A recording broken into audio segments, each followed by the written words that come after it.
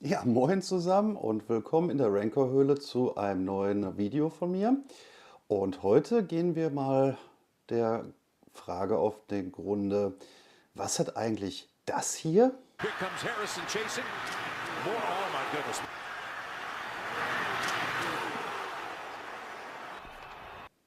mit dem hier zu tun?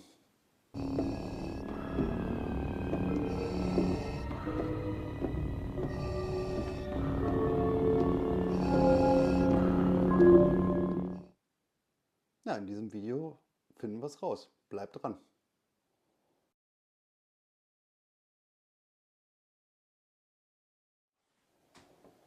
Ja, Football und Darth Vader oder Star Wars im Allgemeinen. Was, wie hängt das zusammen? Und ich meine, ich spreche jetzt nicht von Super Bowl, Halbzeitpausen, Filmtrailer für neue Projekte oder ähnliches. Das heißt, auf den ersten Blick sieht man ja jetzt nicht wirklich da einen Zusammenhang. Und genau an der Stelle kommt eine gewisse Firma ins Spiel, und zwar die Firma Riddle. Und die sind der, soweit ich weiß, sogar der Hauptausstatter für alles, was Schutzprodukte bei der NFL angeht. Also von den Schulterpolstern, Rückenprotektoren, was es da alles gibt. Ja, und nicht zuletzt natürlich auch Helme. Moment. Helme. Da hat doch, da klingelt doch irgendwas bei mir gerade. Take over. DJ Hugh. Ja, genau. Und zwar hat die Firma Riddle bis heute auch Miniaturhelme hergestellt, und zwar NFL-Football-Helme. Also die machen die große Variante für die Profis, entsprechend fürs Spiel selbst, und auch Miniatur-Football-Helme als Sammelstücke. Ja, und da schließt sich der Kreis.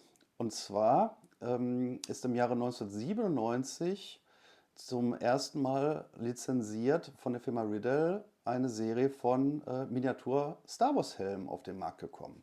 Da gab es Stormtrooper, Luke Skywalkers X-Wing Pilot, was noch, Boba Fett gab es auch noch, und auch einen sehr schön gemachten C3PO-Helm.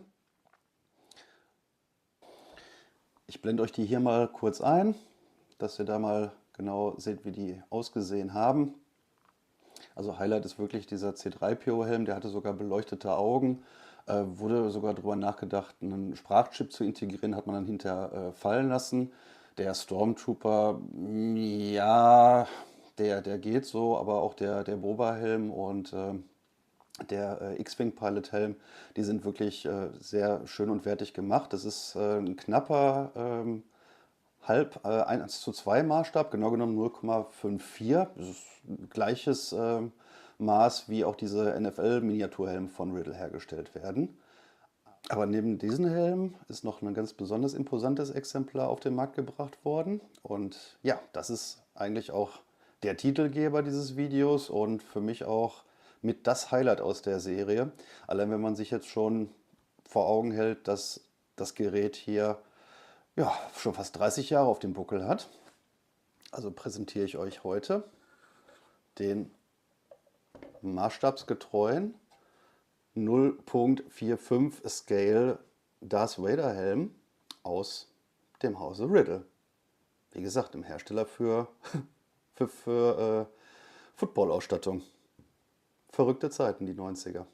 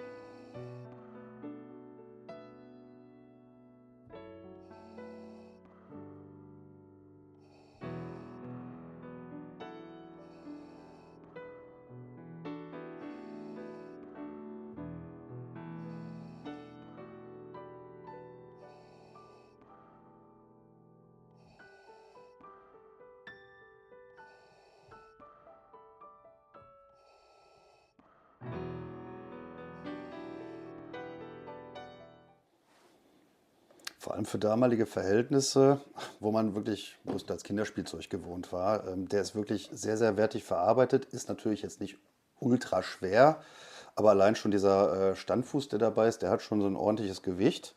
Und wenn man den sich so ein bisschen aus der Nähe betrachtet, kommen da wirklich schon sehr schön die Details zum Vorschein. Ja, als hätte man einfach ein originales 1:1 Prop geschrumpft.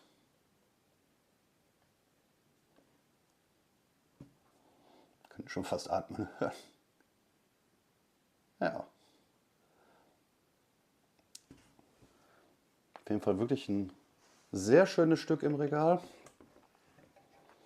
Aber eine Sache gibt es da noch zu sagen.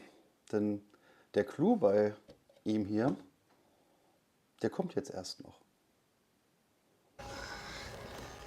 Luke, help me take this mask off. Ja, und genau das machen wir jetzt, denn ja, Riddle hat sich damals entschlossen, diesen Helm ja so zu entwickeln, dass das eine Reveal-Version aus Return of the Jedi ist. Das heißt, wir können den Dome einmal abnehmen und sehen jetzt hier die ausgepackte und freigelegte Maske von Vader. Und auch hier sind die ganzen Details wie beim originalen Prop eingebaut. Mit den ganzen Kontakten, diese kleinen Greeblies. Also wie ein Upscan vom Original. Wirklich sehr, sehr schön gemacht. Ja, und Reveal wäre nicht Reveal, wenn man natürlich nicht auch die eigentliche Maske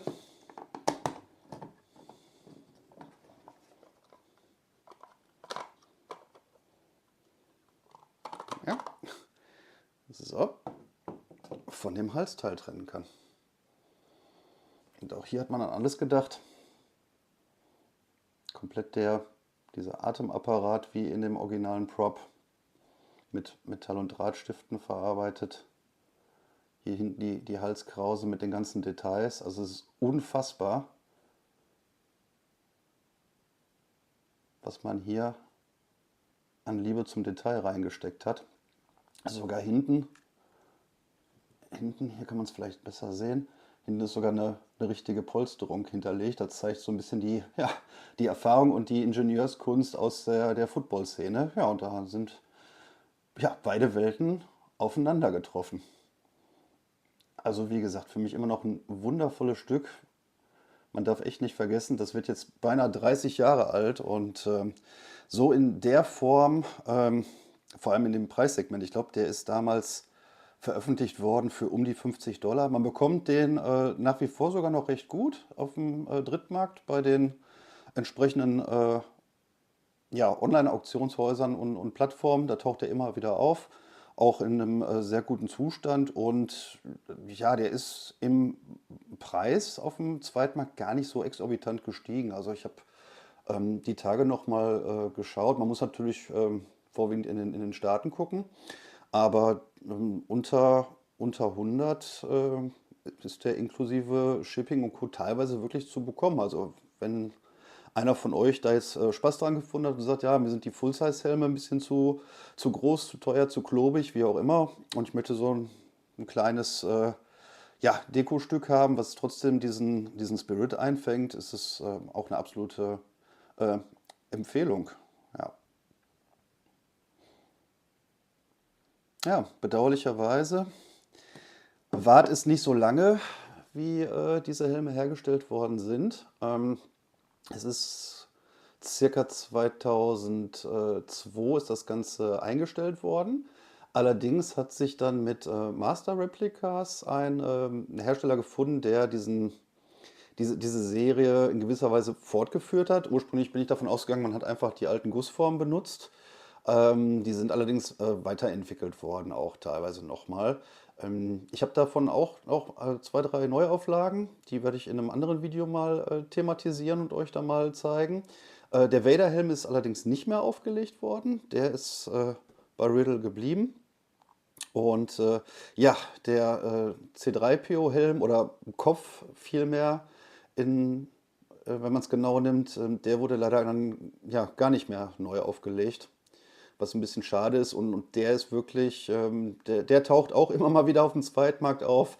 Den letzten, den ich gesehen habe, der kratzte aber schon fast am vierstelligen Bereich. Also ob der für das Geld verkauft wird, weiß ich nicht letzten Endes. Ja, auf jeden Fall wirklich eine schöne Sache. Wir gucken uns das Ganze jetzt nochmal in der 360-Grad-Sicht an und wünsche euch viel Spaß dabei.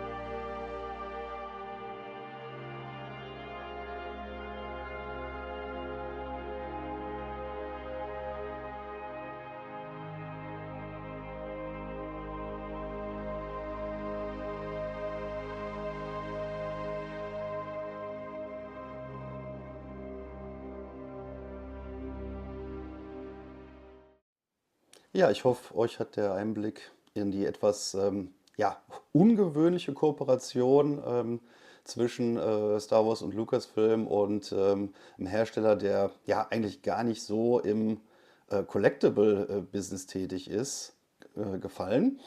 Falls euch das Video an sich gefallen hat, freue ich mich natürlich immer über einen Daumen hoch. Lasst gerne ein Abo da. Es werden noch einige weitere kommen. Wie gesagt, ich werde auch nochmal die Nachfolgehelme thematisieren, die aus dem Hause Master Replikas rausgekommen sind. Da habe ich auch noch das eine oder andere Stück hier, was auch ein bisschen Zeit für sich beanspruchen darf. Und ja, in diesem Sinne, denkt dran, wer spinnt, hat mehr vom Leben und bleibt sammelwütig. Bis dann.